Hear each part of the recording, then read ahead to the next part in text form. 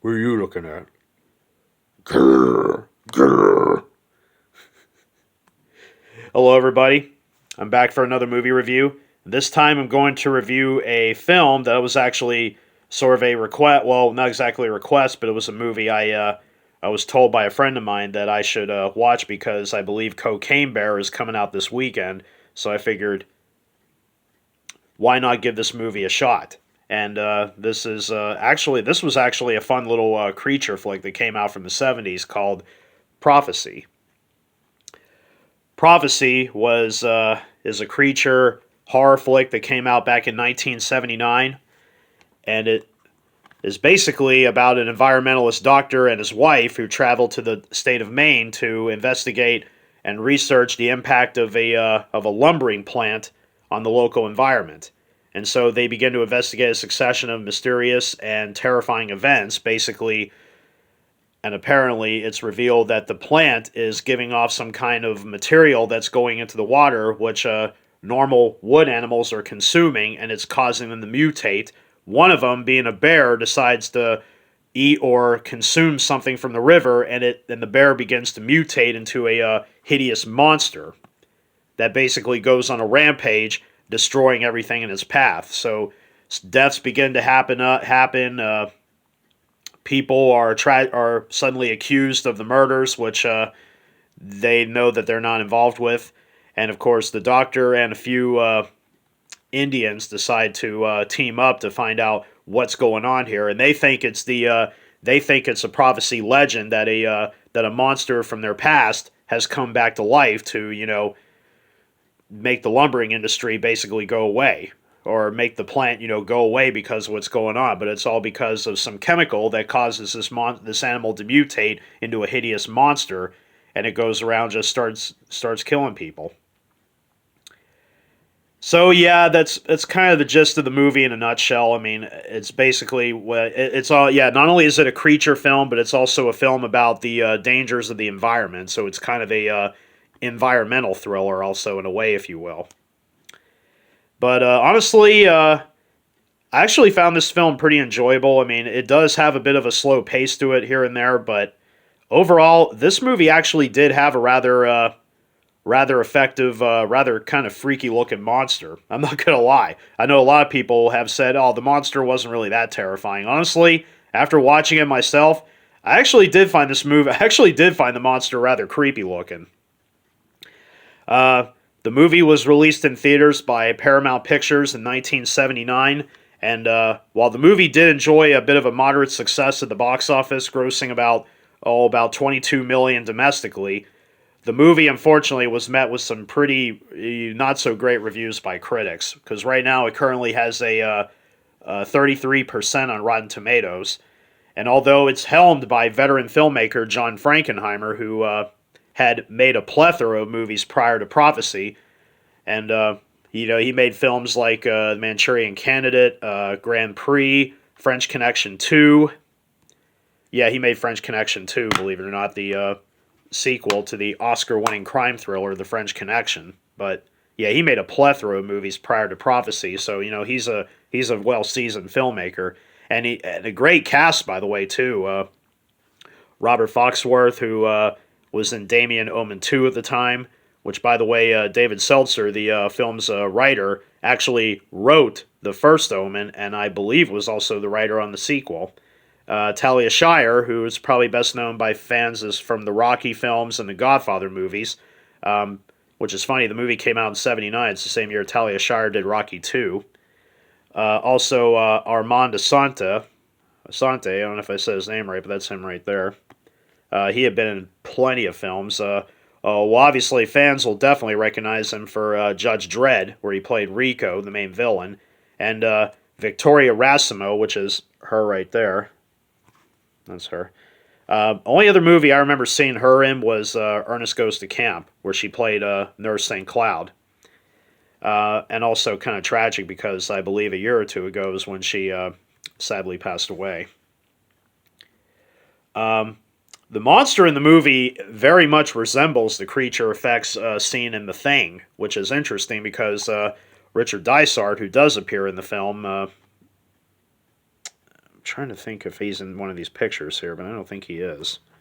Is he in the picture? One of the pictures? No, it's the same one. And he does appear in the movie, and he actually was in The Thing, so probably one of the more notable works he's been in. Leonard Rosenman, the film's composer, he had scored quite a few movies. Prior to that, won an Academy Award for his work on Barry Lyndon for Stanley Kubrick, and actually scored a movie I actually reviewed on my channel here, which is Lord of the Rings, which he actually did prior to Prophecy. So the movie wasn't nominated for many major awards, like no Oscar nods or Golden Globes or Saturn nominations, unfortunately. Although the special effects are primitive and the editing is a bit hasty at certain points, like the camera doesn't linger on the monster too often. But sometimes that's the thing about creature flicks, is that the less you see of the monster, the more terrifying it is. And when the monster does show up in the end, it basically becomes a nonstop thrill ride of a chase. And I'll tell you one thing, the monster in the movie really is rather freaky looking, I will say. Even though a lot of people are like, oh, the monster effects are cheesy as all hell. But no, honestly, the effects actually pretty well, I mean, it's very effective, because that's the thing about monster movies. The less you show of the monster, the better, especially for a movie like this, because then when it does show up in the end, you're just like, please God, don't let this thing come near me. So basically, the monster is like a combination of not only a bear, but a little bit of everything, pretty much. And for a PG-rated film, this movie actually has some rather brutal kills in it, too. And a friend of mine basically told me about he actually showed me a clip from the movie before seeing the film, which I actually have seen the film prior to seeing that little clip, but it's been so long since I have seen it before prior to that.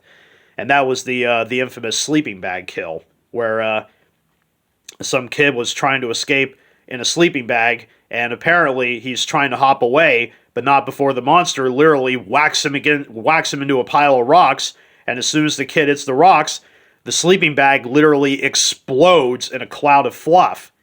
And all I gotta say is, I kind of find that rather hilarious and at the same time rather unnerving, because, like, literally, the sleeping bag explodes. And that's got to be the most violent sleeping bag death I've seen in a movie, probably since that one in Friday the 13th Part 7, where Jason picks up the girl in the sleeping bag and whacks her against a tree just one time. But the bag doesn't explode like what happened in this movie. So the death, I think, in this movie, there's no blood, but just knowing that the bag explodes in a huge cloud of fluff, it's like, good Lord, how strong is this thing? Not to mention, this movie definitely has balls for killing off a kid on screen. I definitely have to give it kudos for that. There are very few horror films that actually had the nerve to actually off an actual kid on screen. I mean, other ones include Pet Sematary, Dead Calm, the Blob remake. Yeah, I mean, infants like I said, this movie definitely had the cojones to pull that off. But overall, anyway, before I get into the, like I said, we got a quote here from Bloody Disgusting. Realistic, dramatically acted, is supported with graphic violence. Prophecy is not easily forgotten. It stands towering amidst the subgenre from which it spawned.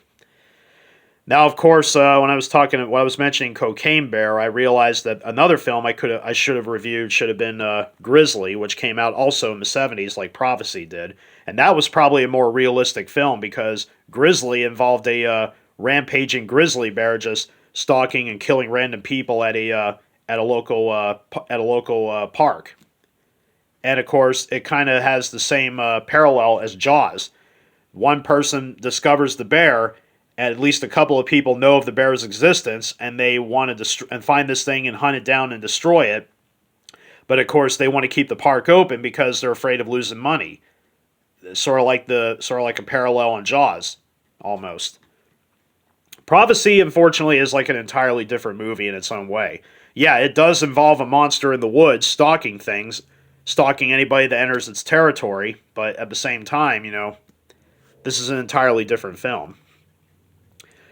So let's go ahead and talk about the Blu-ray here, shall we? Prophecy has gotten a Blu-ray release by Shout Factory, and there's the and might as well show you what the insert looks like. It's practically the same as the other,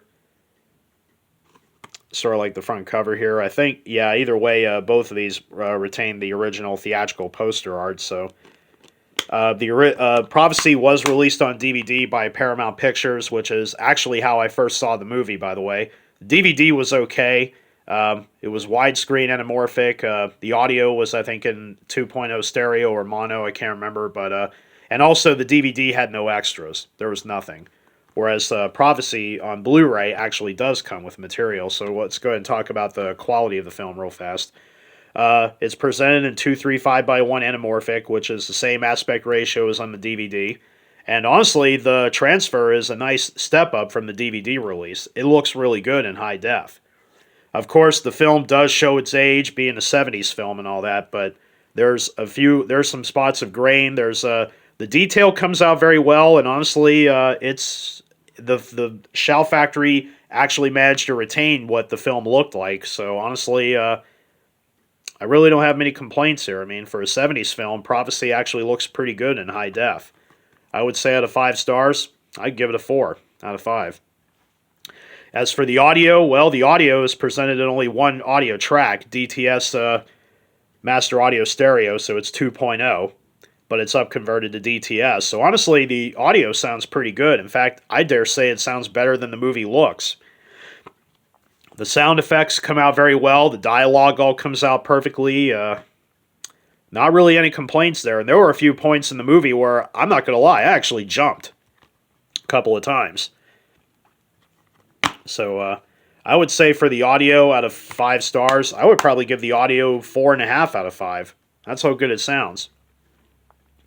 As for bonus features, well, we actually got quite a plethora of material here to look through. Starting off, we get, well, actually, even though in the back here it says interviews, it almost acts like the whole thing is like one giant documentary, but it may as well be, but it's split up into several parts.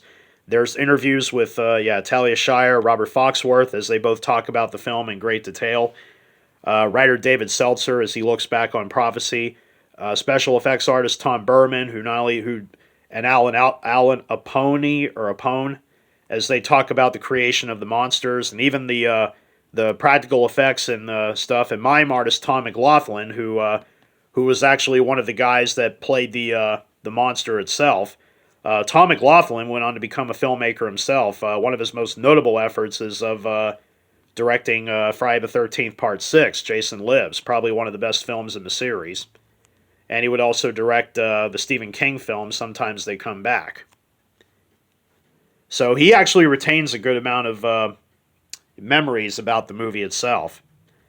Also included is the theatrical trailer and a photo gallery, and I don't believe the DVD actually had a trailer. I don't think it did. Like I said, the DVD had nothing. And a photo gallery. So this is actually a nice, although there's no commentary, like I said, John Frankenheimer, unfortunately, wouldn't be able to do commentary since he passed away back in 2002. And nobody alive, obviously, would have wanted to do commentary for the movie anyway. So basically, the stuff that's included here, this is a nice welcoming sight to see. The fact that the original DVD release had no bonus features, but now Shout Factory has managed to include all this stuff. So this is actually a definite improvement over the DVD. I remember seeing the review of it on Blu-ray.com out of 5 stars. They gave it a solid 5 for the extras, and I would probably give it the same exact rating right here, because for the fact that the original DVD release had no bonus features, but the Blu-ray actually does come with stuff, that's actually a welcoming sight to see a bunch of behind-the-scenes stuff. And the behind-the-scenes interviews, this is about roughly close to an hour and a half, almost an hour and a half worth of behind-the-scenes stuff. But what's on here, though, again, it's all about quality over quantity. And this is a good batch of material. So I would say, again, out of 5 stars, I'd give it a solid 5. I'm surprised Shout Factory didn't label Prophecy as a collector's edition release, because I feel like at this point it should have. Honestly, though, for those of you that have yet to check out Prophecy, this is actually, if you're those of you that are actually into creature flicks, this is actually a good one to check out. This actually is a rather intense movie. It has a bit of a pacing issue to it. It does take a while for the to get to the good stuff, but believe me, it's all about suspense building, tension building, and by the time the monster finally shows up on screen, yeah, it's definitely one freaky looking monster. As I've said, it almost feels like a prelude to The Thing. In fact, the front cover here, that doesn't even, pale. I mean, it just gives us a bit of a glimpse of what this monster could look like, which it kind of does look like, but like I said, it's best for you that you see it for yourself. But for those, like I said, Prophecy is actually worth watch. It's actually worth a look. I'm even surprised to learn Quentin Tarantino is actually kind of fond of this movie himself. Hard to believe. He said he actually has a bit of a soft spot for Prophecy. Even though most critics weren't too fond of the movie, the film gradually grows. It's growing a cult following. So yeah, if you're in the mood for a good creature flick to throw in for one night, this is one you should check out. The Blu-ray has a bit of an expensive taste to it, but I was actually able to get it off eBay for a pretty cheap price. Amazon is currently selling it for $28 brand new, but I was able to get it off eBay way cheaper than that. Or you could probably just go to Shout Factory's website, Screen Factory, Shout Factory, same thing. Just go to their website, you might be able to get it a lot cheaper there. So yeah, the Blu-ray offers it offers great video, fantastic audio, and an incredible, nice little wealth of bonus features. But like I said, it's a welcoming sight to see over the DVD version. So the Blu-ray is definitely a big improvement over the DVD. So if you're a fan of the film, yeah, the Blu-ray is definitely worth picking up. But for those of you who have yet to see Prophecy, give it a try. It's actually an interesting little movie to watch for. And honestly, I don't find the effects cheesy. I actually find them rather creepy to look at because, the way it's edited, like I said, sometimes when it comes to monster movies, the less you see of the monster, the better. Just makes them all the more terrifying. So, this concludes the presentation. I hope you enjoyed it. And don't forget to hit like and subscribe to my channel if you really like this content, which I will continue to do more videos in the days to come. So until then, take care and be safe.